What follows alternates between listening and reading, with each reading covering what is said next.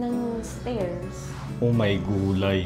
6th floor yan, empty space lang yan, going up sa tower, sa watchtower. Baka hindi na tayo makababa pareho. Ha? The joke. Library. Ay, ito yung library. So, pwede na. So, 3rd floor. Ah. So, 4th floor po ay kwarto ni Miguel, yung panganay na anak. Diba? Yun na yung pinaka... Halika, akit pa tayo isa.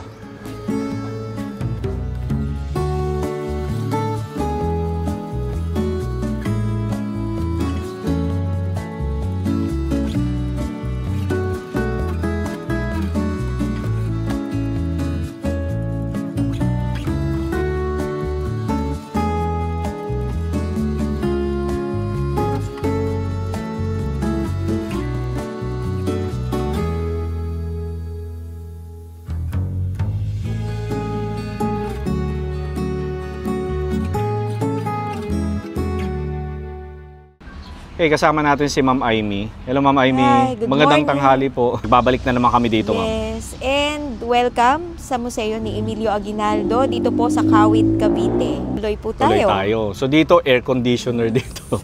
Nakakatuwa, no? Oh, malamig. Pero bawal lang daw ang ilaw, no? Bawal sir ang flash. Oo, bawal ang flash. Pwedeng mag-picture, no limit, video picture. Kaya medyo madilim. Ayan. Okay, pero bawal po ang flash kasi ang reflection po ng flash or yung tama ng ilaw sa ating mga collection ay makaka-apekto dun Totoo. sa or deterioration ng materials ng ating artifacts, which is kailangan nating i-preserve. Oo, yes po. Actually, sir, ito, nung una, ito ay silong ng bahay nila General Emilio Aguinaldo. So, makikita natin, on your right side is ang ating bowling lane. Bowling lane. Ay, Yes. oo, yes. Bowling lane. So, ito, sir, yung kahabaang yan ay bowling lane. Favorite pastime po ni General ay ang maglaro ng bowling. Bowling. Yan. So, original po yan, placed in 1920. Grabe, no? Meron na palang bowling Yes. ng 1920. Opo, may influensya na po yun ng mga Amerikano. Ito, bata-bata pa siya dito.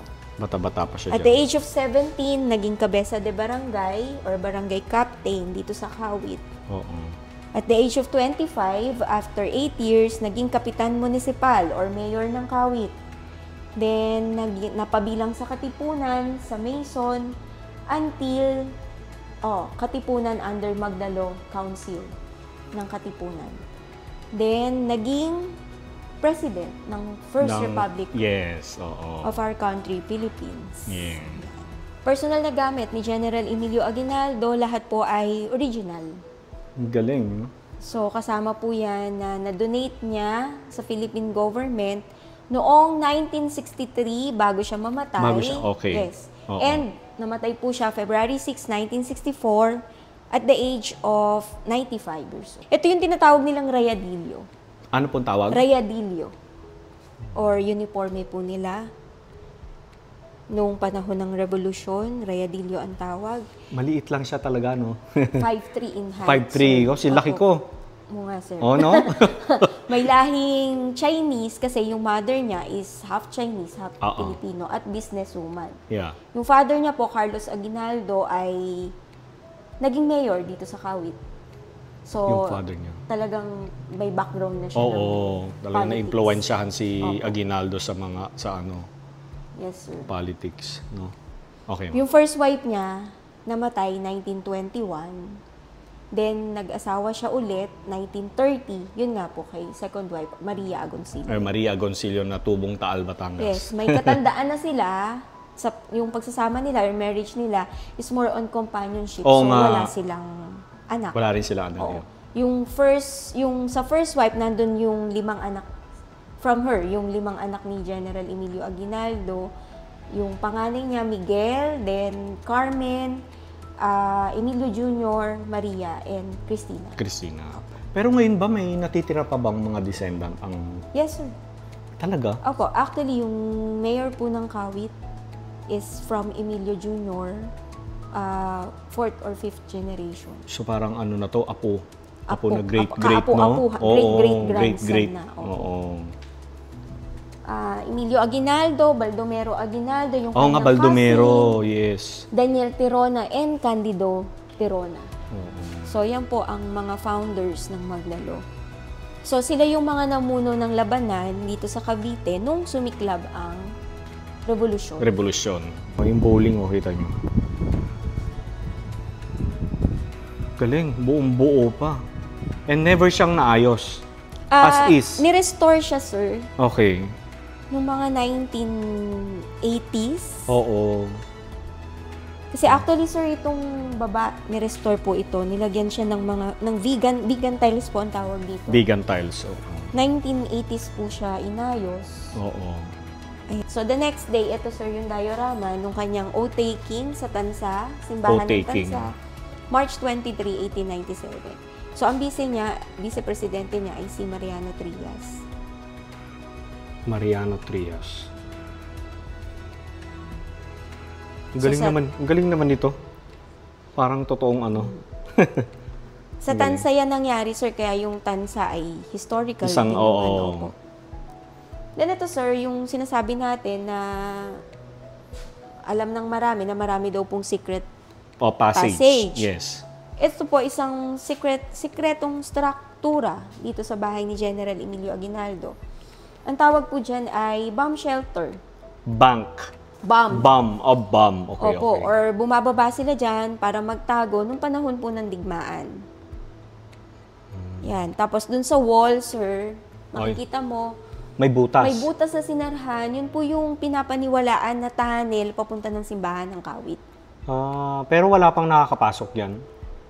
Actually, sir, hindi po siya na-prove by the time na i-donate na ni General itong bahay kasi sira na po or collapse na yung daan. Okay, oo. Pero for the locals of Kawit or yung mga old Kawitenos po, sinasabi na naniniwala na yan yung tunnel, underground tunnel going to Kawit Church.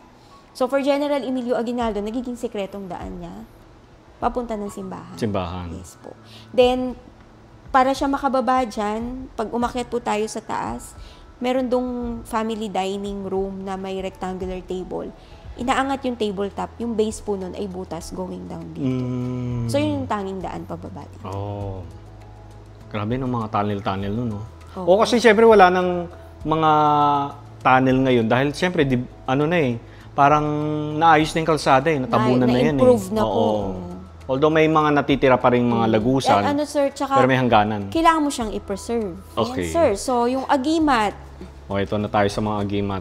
Di ba po, yung agimat, sinasabi nila, ang mga taga Cavite ay kilala sa pagkakaroon ng agimat. So, kaya daw nagtatagal ang buhay ng isang tao kasi meron siyang tinataglay na agimat. Oo. So, for General Emilio Aguinaldo, naniniwala na meron siyang agimat. Pero ito po ay collection ng mga agimat. Agimat and yung dasal. Oo. Yeah. So ito, sir, yung legacy ni General Emilio Aguinaldo. Legacy. Yes po. Sinabi mo, sir, kanina kung maliit lang siya. Ito po yung life-size picture niya.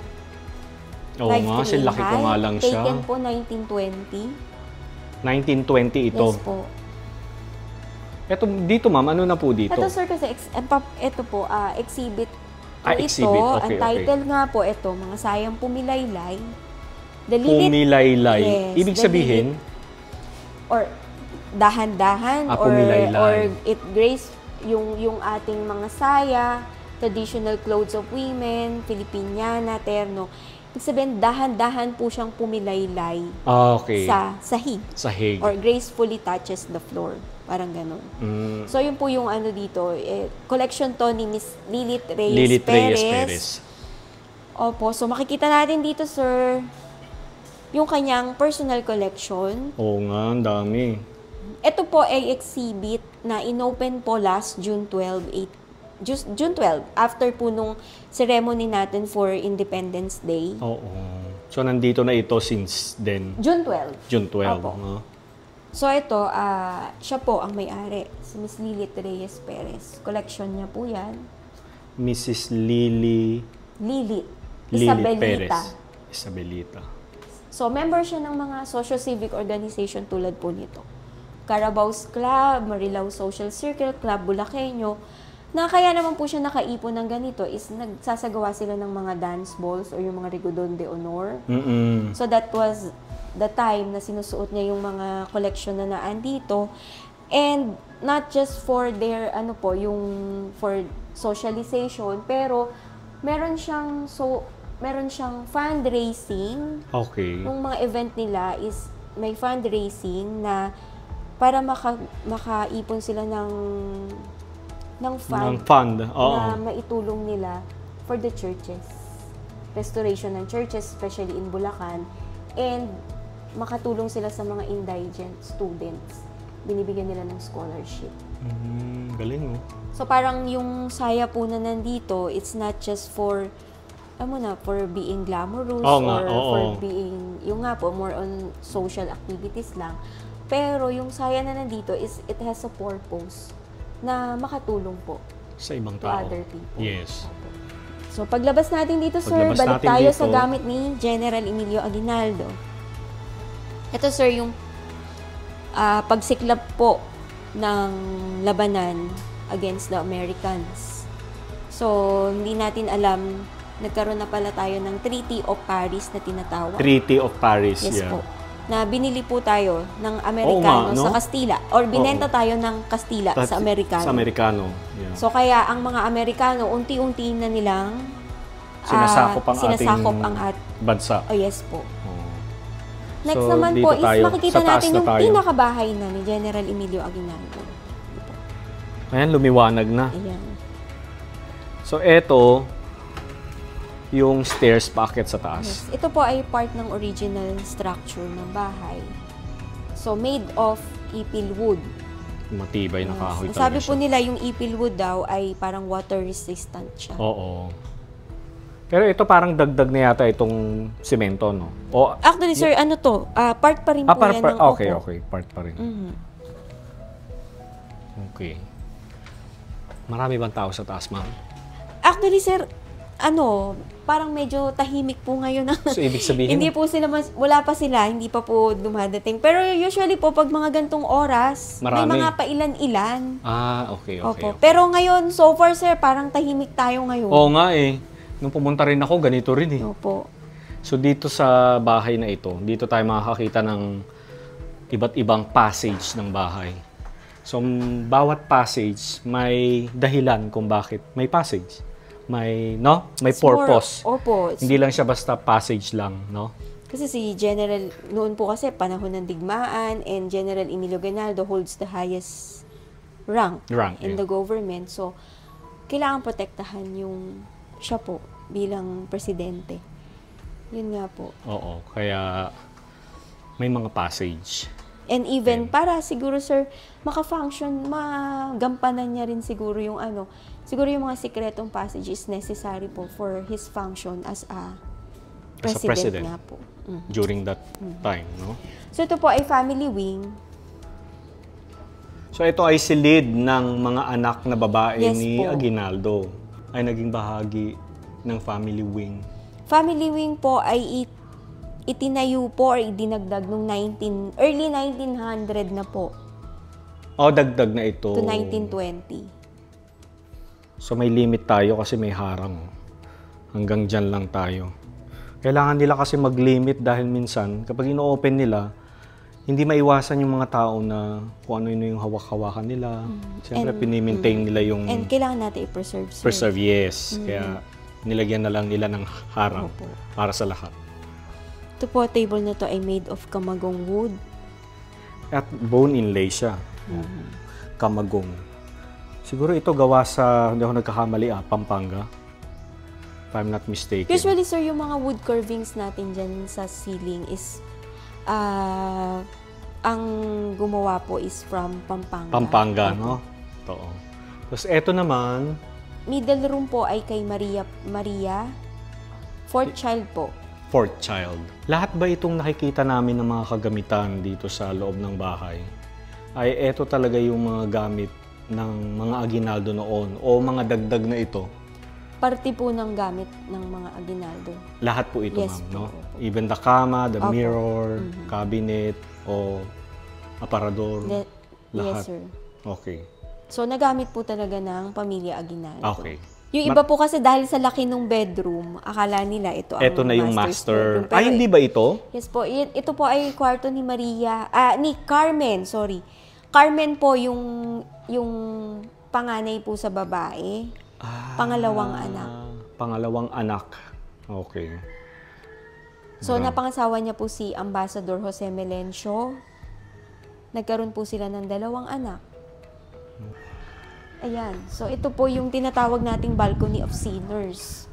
Oh, may tawag sila rito eh. Marahil sila, alam mo naman. Makasalanan. Ayan, Yan, balkonahin ng makasalanan. Ang balkon ng mga makasalanan. Yes, So, bakit siya tinawag na makasalanan? Opo, kasi po yung pagka dito nila binubuo yung diskarte nila against the Spaniards. Kasi po, nakita naman natin, maano dito, maaliwalas po. So parang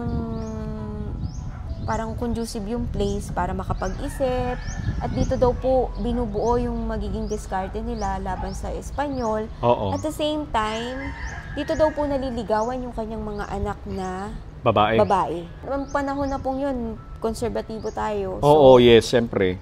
Pero parang hindi ko pa rin mag-get yung makasalanan. For general. Parang binansagan lang ni General na ng makasalanan. makasalanan. For him lang po. Pang sarili lang. Opo. Okay. So, kaya siya makasalanan. Opo. So, ito ay bathroom. Ayan. Makita naman natin, sir, na magkaroon ka ng ganitong bathroom. Ibig sabihin, may kaya po ang family. Oo, siyempre. And the kahoy.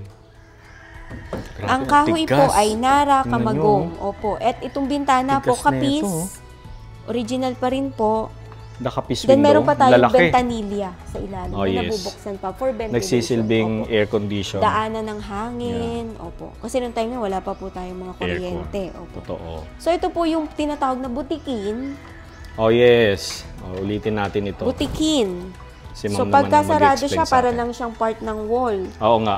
Pero ang tawag po sa kanya ay butikin, pero actually it's a medicine Sa cabinet. medicine cabinet. So empty bottles ng mga alcohol, ng mga medicines na naiwan po ng pamilya. So kinip natin at pinreserve Preserve, natin. yeah. Opo.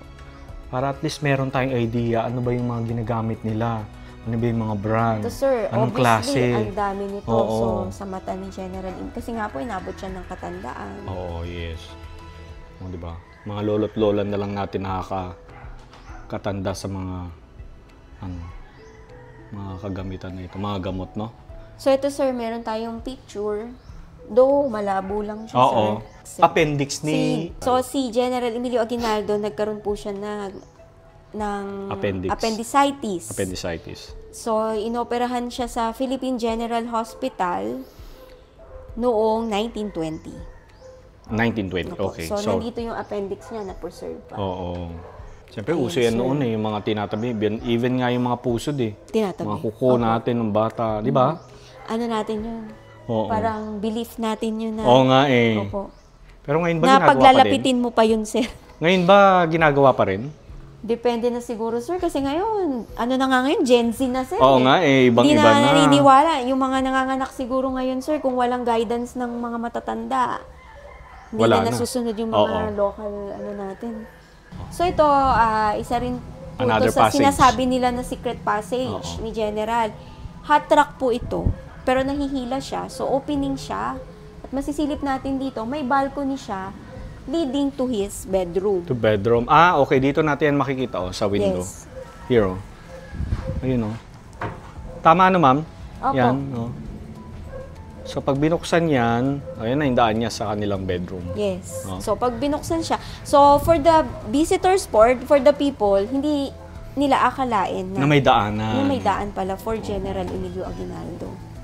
So, Kasi- kaya sinabi siyang sikretong. Oo. Opo. Kasi usually, kapag may mga function dito, may mga bisita, hindi na Actually, siya ito po dadaan kasi dito sa... yung main entrance ng bahay. Oo. So, hot So, diretso na siya dito sa passage.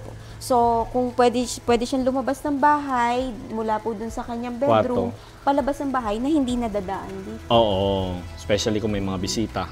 No? Opo. So, ito naman, sir, ito, makikita natin, palibot naman tong wood curving na to dito So, disenyo siya para siyang kapis. Oo. Opo. Pero, pwede mo siyang Patungan. i-extend. Lahat po ng gantong structure is pwede siyang maging patungan Shelf. or flower vases. Pag, yung pwede mo pagpatungan ng flower vase or anything on top. Kung may pagdiriwang, maraming tao, pwede siyang patungan ng mga glasses. And very useful. Ang dami niya, oh. Opo, Mo, paikot halos to. lahat. Oo nga, paikot hanggang doon. Oo nga, no, paikot Yes siya. po. Yes. So, ito po ang kanyang master's bedroom. So, ito yung master's bedroom. So, hanggang dito lang tayo sa sa labas. Ganda. Na-imagine ko kung gaano ka-ingrande ng bahay na ito nung panahon na yun, no? Actually, ito po, Kita mo sir, naman, no? bathroom yan. Yung naka-enclose pong yan, bathroom. Okay. Yun yung Then, daan. Opo, yung, di ba parang nakita mo, sir, na may pillar ka. Oo. Yung dito po, yun yung daan, papunta ng bathroom. Then, yung sa dulo, dun sa may wall na puti, Oo. yun naman yung daan, papunta po ng indoor swimming pool.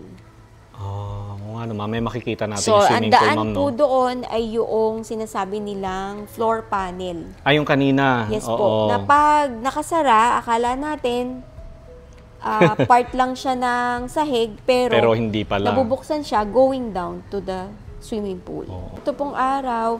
Actually, sir, lahat ng wood carvings dito ay may meaning May para meaning, kay General yes. Emilio Oo. Aguinaldo. So, itong sun, makikita natin sa gitna is lay marshal. Oo. So, ibig sabihin po ng lay marshal is martial law. So, at napapalibutan siya, 8 rays. Napapalibutan siya ng 8 provinces, Oo. pangalan ng 8 probinsya na nailagay under martial law nung panahon po ng Kastila. So, yan din po yung sinisignify nung 8 sikat ng araw sa ating Philippine flag. Oo. Sila yung 8 probinsya. Oo So, nga. ito yung kanyang tinatawag na silid tanggapan at music room. I see. Diba?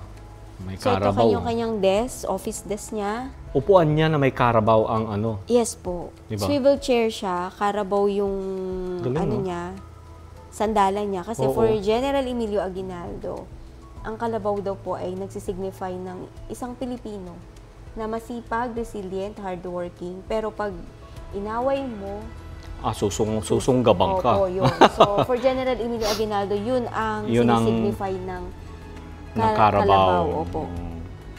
Then ito, yung ating inang bayan. Diba, kung tawagin po natin ang ating bansang Pilipinas is motherland. Oo. So, inang bayan. So, since nahayag na ni General Emilio Aguinaldo ang Philippine Independence dito nga po sa part na to ng bahay, Oo. so, tinatawag natin ang Philippines as Free Nation or Malaya po. Pero actually, sir, nung 1898, window pa lang yan. Kasi yung balcony po, idinagdag yan kasabay ng family wing at nito po mga wood carving sa ating pinakasala, Oo. 1900 na to 1920. Okay. Nadagdag na talaga, ano. Ito yung sinasabi ni Ma'am, oh. Lahat may ganito. Lahat ng sulok. Yung formal na silid. Kainan. So pag may bisita, dito po tinatanggap. Ang laki dito ng sila table. kumakain. At ang sinasabi po, yung table ay may 9 feet na diameter, buong trunk ng Nara tree. Wow. Ang laki. Ayan. Sir, ito, ito, Philippine map. Oo nga eh, yes. Painted red, Cavite po yun. Ayun ang Cavite. Yes po. Tapos ito naman, pillars. Mapapansin natin para siyang may flag frame. Oo nga, no. Yan po. 3 shades of color. Siyempre, sinadya talaga so parang yan, no? flag siya. Opo. So lahat ng nandito, sir, is magpapakita kung gaano pinreserve or minahal ni General Emilio Aguinaldo yung ating identity as a Filipino. Filipino. Yes. Totoo. Ito, chess table niya po. Pati ito, sir, chess table. Ano po? Pati yun. Apo. Hmm. Even dito, may mga symbol tayo. Oh. na nationalism. 3-star and sun. That's sa bandila, no? Yes po. And ito po isang malaking dresser. Meron siyang secret storage. Yan. So kung titingnan po natin, parang wala tayong Oo nga, ilalagay oo. inside. Pero for general, sikreto siyang lagayan. And ito nga po, sabi nila, yung material nito is made of real silver. Talaga? Opo. Kaya hindi, kasi di ba sir, yung ibang salamin makikita natin, nagkakaroon Nag-iitim-itim siya na. ng mga rust. Oo. Ito, So ito po, until now, maganda pa rin yung quality ng salamin. Kaya sinasabi nila, ang tawag dito is salamin ng katotohanan. salamin ng Yes. katotohanan, o di ba? Sir, kung ano yung nakikita mong kapugian mo Oo. dyan, sir, yun talaga yung... Yun talaga yun. Kaya nga sir, hindi ako tumitingin. Huwag na tayo tumingin, ma'am. Pangit ang buhok ko eh. Yan. Oo. Tapos ito sir, yung sinasabi ko po sa inyong pababa ng bomb Ay, shelter. dito. Oo. So, ang tawag po dyan ay yung family dining nila or yung daily meal nila, dyan po nila ginagawa. And yung tabletop nga po ay naaangat. Ang Tapos, base ay oo. butas pababa sa bomb shelter. Oh. So, sa taas naman sir, makikita mo yung kanilang water tank. Water tank yun? Yes po. Parang ano ah. So, bakit nasa loob po yung water tank? Water tank is for security reasons po. Dahil? So, kasi kung nasa labas siya, since si General Emilio Aguinaldo noon ang Ang ating presidente. at nasa panahon tayo ng digmaan, so iniiwasan lang marahil nila yung at the event na mayroong gumawa ng hindi maganda sa pamilya. Oh, okay, gets Opo. ko na. Baka mamaya kung anong ilagay nila or Opo. whatever. Opo. At least pag nasa loob, alam nila safe. Safe, Oo. So, nandito So, na ito, sir, tayo. ito yung tinatawag nating Veterans Hall. Veterans So, yung Hall. kanina po sinabi ko sa inyong Ito yung door, mga lagusan. ito po ay, kabila nito yung kwarto ni General. So, kung gusto niyang lumabas dito at pupunta dito sa kusina, Pwede rin. siyang, kung meron siya iniiwasan sa kanyang sala, Oo. pwede siyang dumaan dito. Oo. Tapos ito, di ba naangat itong mga to? Yung mga yan? Ay, ito po, yes po. Oo, yan oh. Oo. Ano daw, ma'am? Secret storage to. Anong sabi? Babalikan ko siya sa Okay. Ito po, tatlong mga sandalan secret to. storage. Yes po. Pwede mo ilagay dyan yung mga Yes. armas mo noon, no? Tatlong sandalan po ito, ganyan po yung meron siyang features Oo. na pwedeng pagtaguan po ng mga gamit. Tapos ito nga po ang kusina. Ang pataas po ay maid's room. Maid's quarter. No? Balikan kita, sir, ha? Sige, sige. Okay lang.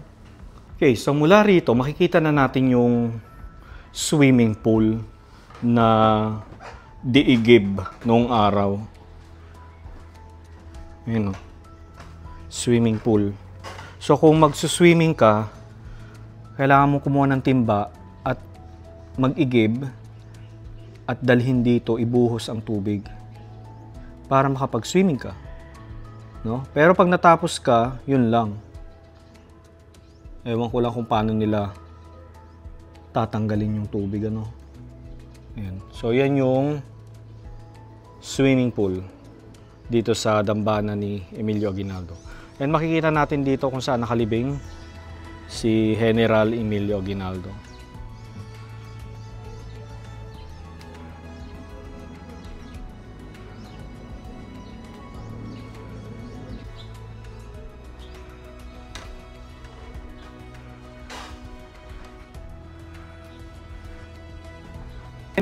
Bakit hindi na tayo makababa pareho? Ha? De joke lang.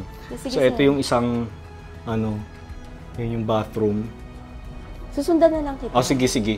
So, nung last time na galing tayo dito, hindi tayo inalaw na mag-video dito sa taas kasi bawal. So, finally, pinayagan tayo this time. Ito tayo, sir, oh. Library. Ay, ito yung library. So, pwede na. So, third floor. Ito hindi ko to napuntahan nung punta natin dito. So, makita mo dyan, sir, from Medyo madilim lang, no? this, makikita mo yung Oo, sala. yes. Oo nga.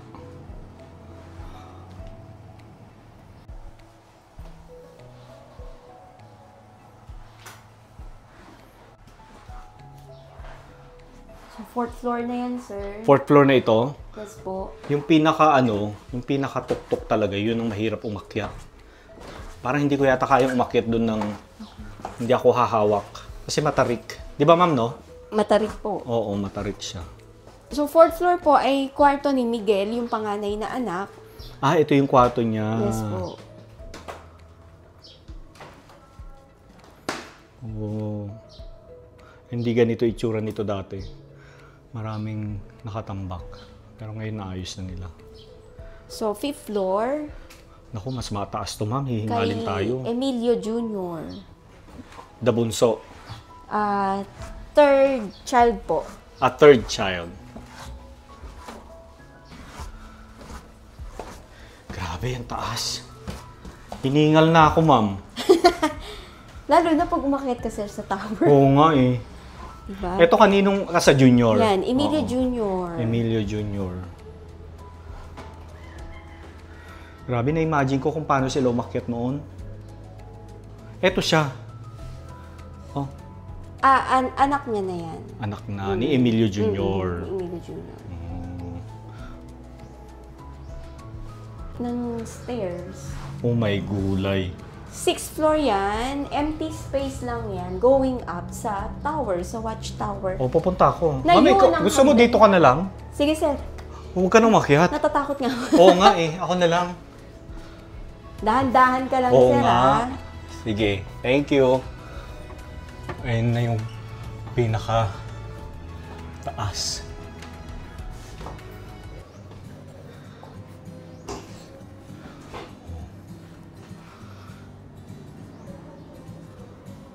Diba?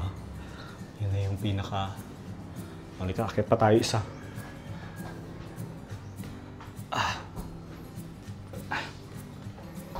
Wala naman tayong makikita dito. Kasi kundi, masasabi lang natin na nandito tayo sa taas. Pero, wala naman tayong makikita dito. Di ba? Oh.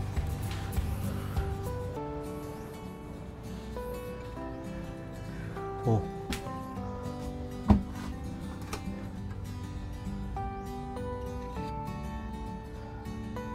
Diba?